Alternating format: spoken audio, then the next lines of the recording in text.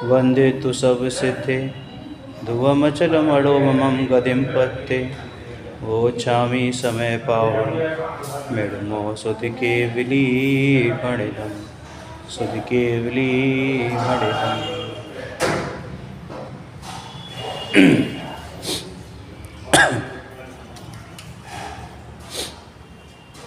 समय सार महाशास्त्र ग्रंथादिराज अपने चल रहे हैं। गाथा नंबर 2 का स्वाध्याय हम कर रहे हैं। Page number 72, second paragraph. किसी भी हम कहते हैं कि हमें आत्मानुभूति करनी है। आत्मानुभूति के लिए आत्मा की महिमा आना सर्वप्रथम आवश्यक है। तो जिस वस्तु की महिमा लानी है या जिस वस्तु की अनुभूति आपको करनी है, तो सबसे पहले हमें ये पता होना चाहिए कि वो वस्तु आखिर है कैसी, है क्या, यानी कि वो आत्मा कैसा है। तो कहते हैं कि वो आत्मा अनादि अनंत वस्तु है।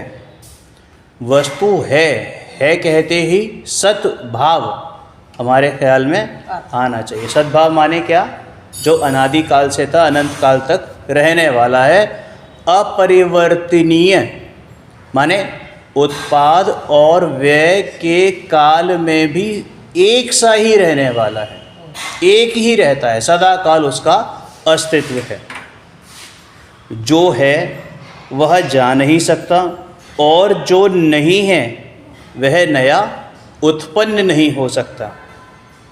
अर्थात वस्तु नित्य है, उसकी अवस्था क्षण क्षण बदलती है। ये ऐसा हमारा अनेकांत है। इसीलिए वस्तु कैसी होती है? अनेकांतात्मक होती है। एक ही समय में उत्पाद व्यय और उसी समय में उसका द्रव्य कायम रहता है। समय भेद नहीं होता कि एक समय में उत्पाद, एक समय में व्यय, अगले समय में द्रव्य। नहीं, एक ही समय में ये त्रिलक्षण तीनों कार्य एक साथ ही होते हैं, उत्पाद व्यय द्रव्य। अवस्था क्षण क्षण में बदलती है, परंतु वस्तु का मूल वस्तुत्व माने क्या? सुनाई दे रहा है आपको? सुनाई दे रहा है? हाँ। वस्तु का वस्तुत्व, मूल वस्तुत्व माने क्या? कि स्वभाव। वस्तु जैसे स्वर्ण का स्वर्णत्व है ना? हाँ, नहीं, स्वर्ण का स्वर्णत्व यानी स्वर्ण रूपी भाव। ऐसे ही वस्तु का वस्तुत्व यानी उसका स्वभाव, उसका भाव, वो नहीं बदलता। क्यों? क्योंकि वो पराश्रित नहीं है, किसी और की अपेक्षा नहीं है उसको बदलने में। किंतु अनादिकाल से पर की ओर रुचि और पर की ओर झुकाव होने से अज्ञान के कारण आत्मा में राग द्वेष मलिन भाव भासता है। लेकिन जैसा मैं हूँ वैसा मैं अपने आप को भूल कर पर द्रव्यों में जो रुचि हो रही है, उसकी तरफ जो झुकाव हो रहा है, उसमें जो 4 प्रकार की बुद्धियाँ कौन कौन सी? एकत्व बुद्धि, ममत्व बुद्धि और भोक्तृत्व बुद्धि, है ना? ये 4 प्रकार की बुद्धियाँ जो पर द्रव्यों में मैंने मान रखी हैं, इस वजह से मैं अपने आप को भूला हुआ हूँ और अपने आप को भूलने की वजह से मलिनता मेरी पर्याय में प्रकट हो रही है। ये राग द्वेष रूपी मलिनता प्रकट हो रही है, भासता है। संसार आत्मा की विकारी अवस्था है। जो ये हो गया था, हालांकि फिर भी जो जड़ देह आदि का संयोग है उसमें संसार नहीं है। क्या बताया था? संसार कहाँ पर है? जहाँ हमारा उपयोग भटकता है वहाँ संसार है। बीवी बच्चे, घर मकान दुकान, अपना शरीर, है ना, मान सम्मान, इनमें हमें संसार भाषित, ये हमारे लिए संसार है क्योंकि हमारा उपयोग इनमें अटकता है। अमेरिका के वाइट हाउस में क्या हो रहा है, हम में से यहाँ पे किसी को भी कोई बैठे हुए कोई लेना देना नहीं है। समझ में आ गई बात?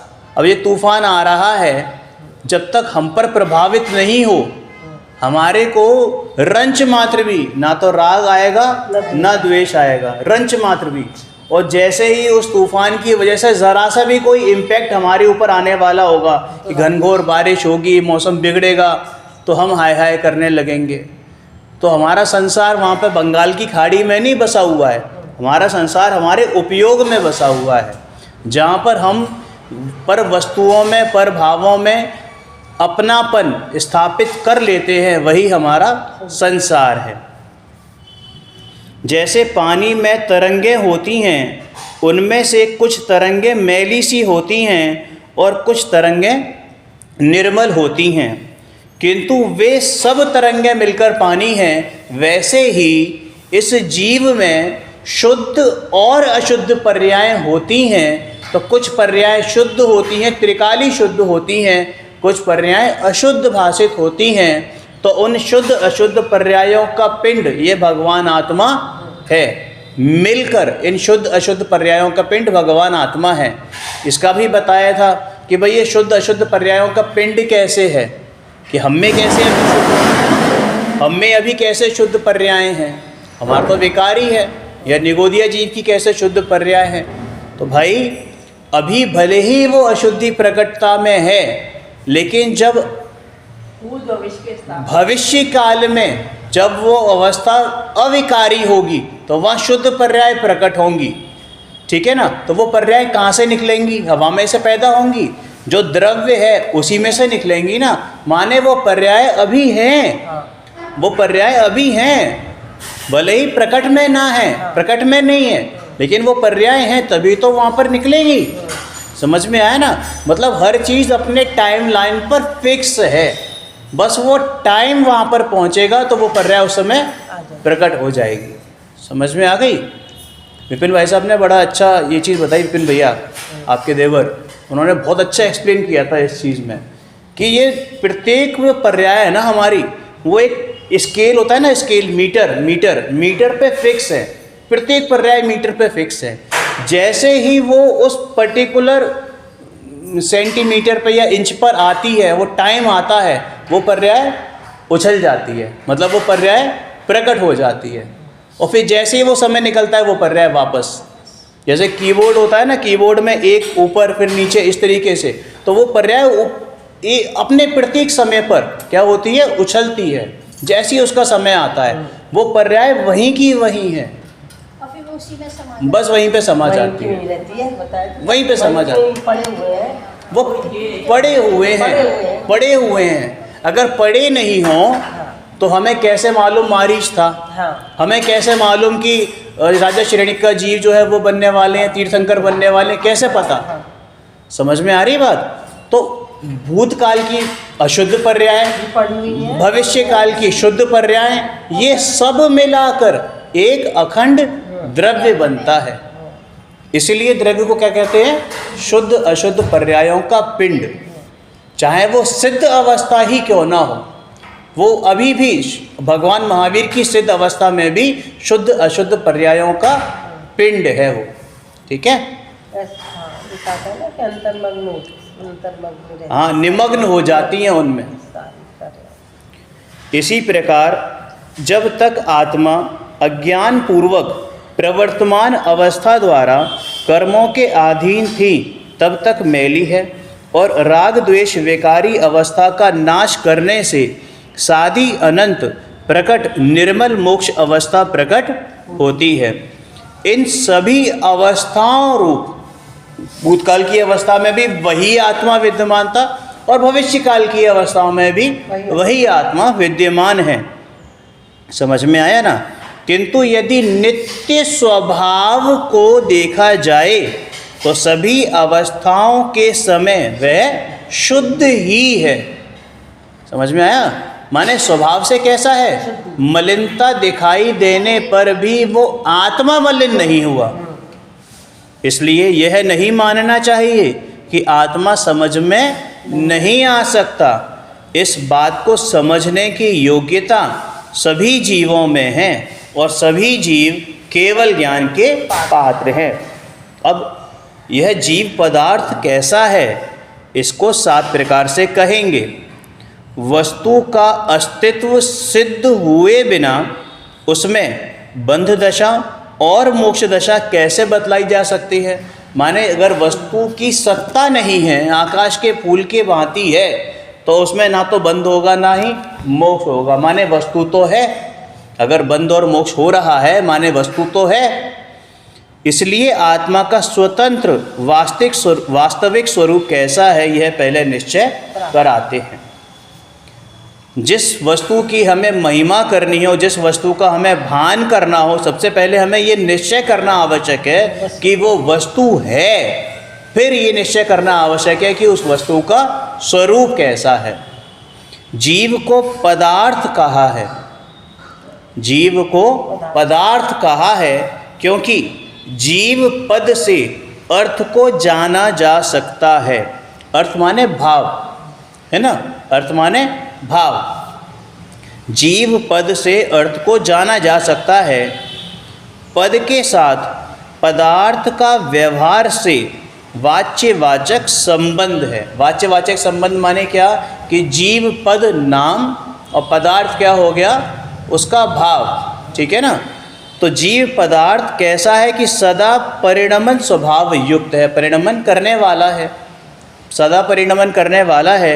विकार का नाश करके पूर्ण अनंत अक्षय आनंद स्वरूप को प्रकट करने से त्रिकाल के सुख का अनुभव एक ही समय में नहीं हो जाता। एक सेकंड। विकार का नाश करके पूर्ण अनंत अक्षय आनंद स्वरूप को प्रकट करने से त्रिकाल के सुख का अनुभव एक ही समय में नहीं हो जाता। इसको पूरा पढ़ते हैं। यदि एक समय में सारा आनंद भोग लिया जाए तो दूसरे समय में भोगने को क्या शेष रहेगा? किंतु ये, हाँ वही मैं अटक रहा था क्योंकि ये मुझे गलत लग रही थी बात, कि ये ऐसा नहीं होता। हाँ, कह रहे हैं प्रत्येक समय परिणमन होता है, है ना। वो अगर एक लाइन को पढ़ोगे तो कंफ्यूजन हो जाएगा कि ऐसा लगेगा कि अरे कैसे कैसे, क्योंकि एक समय में भी अनुभव होता है। केवल ज्ञानी लेते हैं एक समय में पूर्ण आनंद का अनुभव लेते हैं, अनंत आनंद का अनुभव एक समय में लेते हैं, और ऐसे अनंत समयों में प्रत्येक समय में अनंत आनंद का अनुभव लेते रहते हैं, है ना। यदि एक समय में सारा आनंद भोग लिया जाए तो दूसरे समय में भोगने को शेष क्या रहेगा? यह बात नहीं है। प्रत्येक समय परिणमन होता है, इसलिए अनंत काल तक अनंत सुख का अनुभव होता है। आत्मा स्वयं अनुभव स्वरूप है। प्रत्येक बात समझने योग्य है, अंतरंग में खूब खोलने योग्य है। यदि अंतरंग के तत्व को सभी पहलुओं से मतलब युक्ति से, नए निश्चय व्यवहार दोनों अपेक्षाओं से, है ना, यथार्थ रूप में समझकर उसमें स्थिर हो तो स्वाधीन शुद्ध दशा प्रकट हो जाए। कहने का मतलब ये है कि अपने श्रुति ज्ञान में उसको युक्ति से समझकर, भली भांति समझकर, उसको निश्चय व्यवहार की कसौटी पर कसकर, ठीक है ना, कौन सी अपेक्षा कहाँ घटित हो रही है, कब पर्याय को मुख्य करना है, कब गौण करना है ना, इस बात का भली भांति ज्ञान कर अपने ही ज्ञान स्वभाव में स्थिर होए तो स्वाधीन शुद्ध दशा प्रकट हो जाए। जिसे जिस विषय संबंधी रुचि है उस ओर राग के द्वारा माना गया प्रयोजन सिद्ध करने का प्रयास किया करता है। माने जिसको जिस चीज़ में रुचि होती है वो उसका प्रयास करता है। जिसको हम एक शब्द में कहें तो रुचि अनुयायी वीर्य, क्या आता है? रुचि अनुयायी वीर्य। वीर्य माने पुरुषार्थ। जिस तरफ की रुचि होती है उसी तरफ का, हाँ, है ना। इसी प्रकार लोग धर्म के नाम पर माने हुए प्रयोजन को सिद्ध करने के लिए बहुत कुछ करते हैं, परंतु वास्तविक पहचान के बिना सच्चा उपाय हाथ नहीं आता। जैसे यदि राजा को उसकी समृद्धि और बड़प्पन के अनुसार मानपूर्वक बुलाए तभी उत्तर देता है। राजा से कोई नहीं कहता ए करके बात करता है, कोई नहीं कहेगा, जवाब भी नहीं देगा, सजा और मिलेगी। समझ में आ गई? इसी प्रकार भगवान आत्मा को जिस प्रकार जानना चाहिए, तभी कहते हैं भगवान की इज्जत करोगे तो भगवान बनोगे, अपनी इज्जत करोगे तो भगवान बनोगे। समझ में आया? अपने भगवान आत्मा की कद्र जिसको है वही भगवान बनता है। आत्मा को जिस प्रकार जानना चाहिए उसी प्रकार मेल करके एकाग्रता का संबंध करे तो उत्तर मिले, अर्थात वह जाना जाए। आत्मा सदा परिणमन स्वभावी है, इसलिए जो आत्मा को अवस्था के द्वारा परिणमन वाला नहीं मानते उनका निषेध हो गया। माने एक मत ऐसा है सांख्य मति, वो आत्मा को नित्य ही है ऐसा मानता है, माने परिणमनशील नहीं मानता। और वहीं उसके अपोजिट एक मत है बौद्ध मत, जो आत्मा को सिर्फ क्षणिक मानता है। क्या मानता है? क्षणिक, यानी हर समय नया आत्मा उत्पन्न होता है ऐसा मानते हैं। और दोनों ही क्या है? दोनों ही जो मत हैं उनका निषेध यहाँ पर किया है। नित्य अनित्य स्वभाव वाला आत्मा, ऐसा अनेकांत हमारा जैन दर्शन में है। परिणमन स्वभावी है ऐसा कहने पर तू जिस भाव में उपस्थित है उस भाव को बदल सकता है। भाव को बदल सकता है माने क्या? कि अभी मिथ्यात्व अवस्था है उसका अभाव करके सम्यक दर्शन प्रकट कर सकता है। साधक दशा से साध्य दशा में आ सकता है, संसार दशा से मोक्ष दशा प्रकट कर सकता है, ऐसी तेरी सामर्थ्य है। यहाँ भाव का मतलब वो राग द्वेष वाले भाव की बात नहीं है। भाव का मतलब ये कि जो तेरी वर्तमान अवस्था है उस जानने वाली जो अवस्था है, श्रद्धा रूपी अवस्था है, उस श्रद्धा जो तेरा मिथ्या श्रद्धान हो रहा है उसको तू सम्यक श्रद्धा में कन्वर्ट कर सकता है। वो वाली पर्याय कन्वर्ट नहीं होगी लेकिन नई पर्याय पैदा होगी, है ना? सम्यक रूपी नई पर्याय पैदा होगी। जो पहले कभी नहीं जाना था उसे जान लिया और जानने वाला नित्य रहा।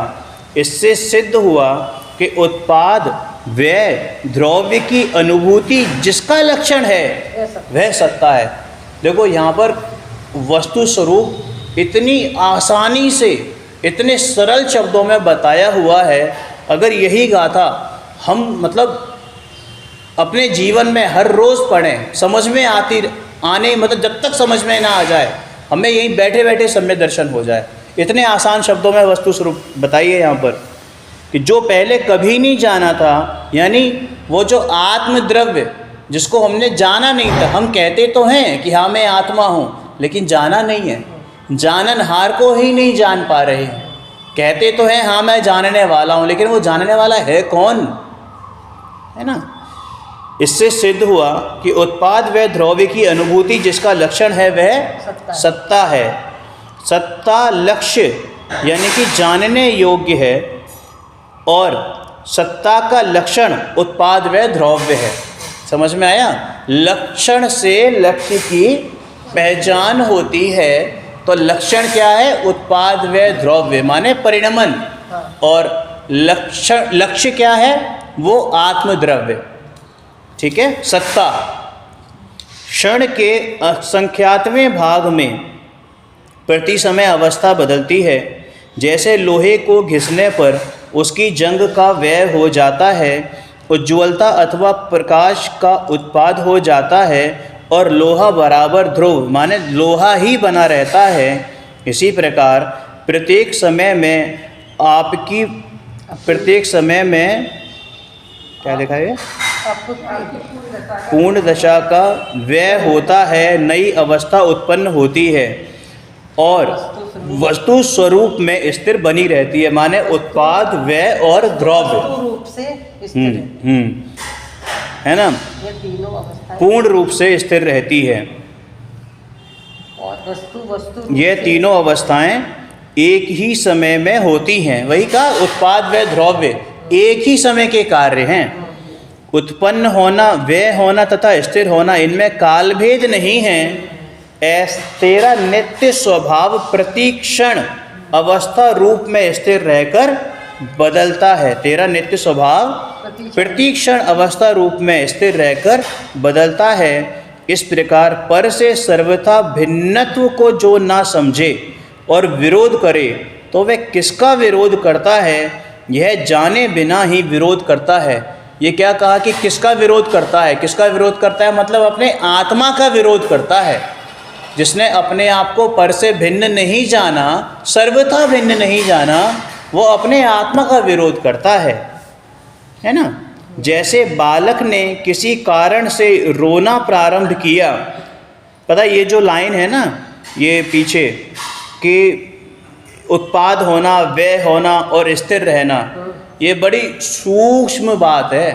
एक समय बड़ी हमें पढ़ तो लिया, लेकिन आप ज़रा बुद्धियों को इकट्ठा करके सोचो कि एक ही समय में उत्पाद, एक ही पर्याय की बात हो रही है, एक ही समय में उत्पाद, उसी पर्याय का व्यय और उसी समय द्रव्य का ध्रुव रूप होना कैसे संभव है? ये वस्तु स्वरूप है। इसको आप बहुत ये पूरा द्वादशांग है ना, इसी पे करणानुयोग पूरा कि ये षट गुणी हानि वृद्धि रूप जो एक पर्याय में होती है, अनंत गुणी हानि, अनंत गुणी वृद्धि, इस तरीके से वो तमाम चीज़ें चलती रहती हैं उसमें। बहुत सूक्ष्म भाव है ये, बहुत सूक्ष्म भाव कि भाई पर्याय तो एक समय की होती है और आप कह रहे हो एक ही समय में उत्पाद हुआ और एक ही समय में व्यय हो गया, कैसे संभव है? यही तो विचित्र बात है। इसका भी कोई एक उदाहरण था कि ऊपर से कुछ चीज़ गिरी, क्या कांच गिरा या कोई चीज़ बनी हुई थी वो गिरी, तो वो टूटी तो उसका व्यय हो गया, जो चीज़ बनी हुई थी वो व्यय हो गया। उसी समय हुआ उत्पाद, मतलब उसी समय व्यय हुआ, उसी समय दूसरी चीज़ उत्पाद हो गई और वो कांच का कांच बना रहेंगे। इस तरह से कोई याद नहीं आ रहा। ये बड़ा स्थूल उदाहरण है, ये तो है ही, लेकिन ये स्थूल उदाहरण है। बट वो आप सोचो कि एक समय इतना है कि हमारे ज्ञान का विषय नहीं है, हमारे ज्ञान का विषय नहीं है, लेकिन उसमें इतने सारे काम हो जाते हैं उस एक समय में।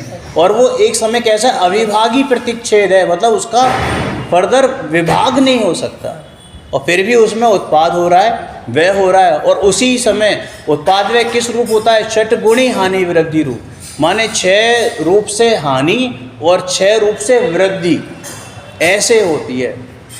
बहुत मतलब बहुत गहराई वाली बात है ये, बहुत ज़्यादा गहराई वाली बात। ये समझ मतलब ऊपर चली जाती है, छद्मस्तों के दिमाग में नहीं आती। हमें तो कुछ भी नहीं आता, बड़े बड़े ज्ञानी इसको एक्सप्लेन नहीं कर पाते कि ये कैसे हो रहा है। बस स्वीकार कर लिया कि हाँ है, क्योंकि वस्तु स्वरूप है। अगर जानना है तो केवली बनो, जानना है तो केवली बनो, सिंपल। ठीक है।